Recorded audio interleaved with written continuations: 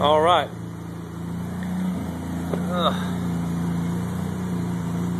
This is my 1987 Mazda RX7. I've had this car for about 3 years, and it's a naturally aspirated stock port S4 engine with a upper and lower S5 intake conversion. I'm running an ISC Racing dual core radiator with a 16-inch 3000 CFM electric fan. I have added power steering. This car's set up for autocross. Has a full ISC racing suspension with ISC universal caster camber plates, Bilstein shocks, linear 8 springs.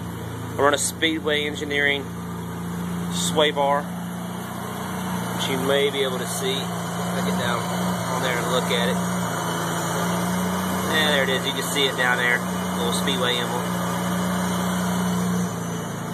The car has a lot of miles on it.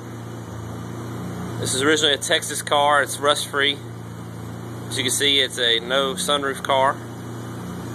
The front end is black because I upgraded to a Series 5 front end conversion. As you can see, it looks a lot more appealing and tasteful. I don't know if you can tell by looking at the wheels, but running about 3 degrees of negative camber in the front, about 1.5 degrees in the rear. I have the AWR single rear camber adjustment, and all that good stuff.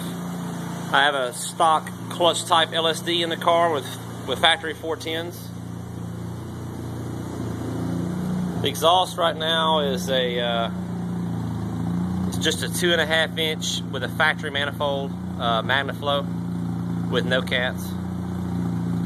The wheels are, as you can see, GTUS wheels, or you could get them in the last year of the Turbo 2. This is the other exhaust I have over here, chilling in the corner. It's a Racing Beat stainless steel header that I hand fiberglass wrap myself, and that's an ISC intermediate pipe, as you can see. Going inside the car,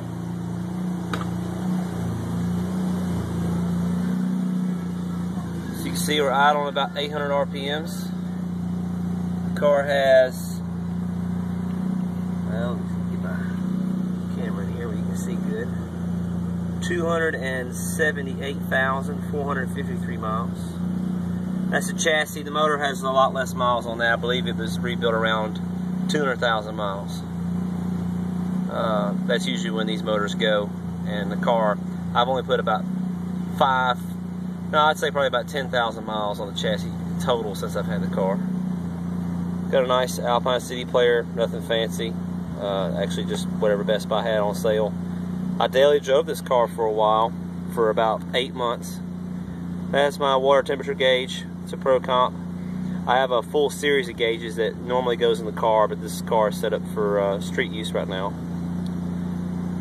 And that's about it. I have lots of good stuff that's going to be happening to this thing over the winter. So I do believe I'm going to do a turbo swap. I'm not sure if it's going to be rotary or what. So as you can see, it runs really well now. It's just time for a little more power. And I think that's kind of what the car's really, it truthfully, in my opinion, lacks. But I'm sure there'll be some diehards out there that say that it needs to stay rotary. I don't know if you also noticed on the suspension, but I'm running ARP extended wheel studs with 1/2 inch spacers in the front, and I run about a total of 1.25 inch spacers in the rear on these wheels. And also, it's kind of hard to tell, but I do have the twin piston calipers along with the vented rear disc brakes off a Series 5 that you normally see. And maybe if I get down here nice and low, you can see that I have the ISC Racing dual core oil cooler. And of course, if I stay rotary, that will definitely be used with the turbo motor. And as you can see, there's still lots of space for a front mount intercooler. So of course I have to cut some stuff to get it to fit in there, but it's gonna be a fun project. This car's kind of waited a long time for something like this to happen to it. I'm excited to get to work on it. I'll have lots of parts for sale left over, and that's about it. See ya.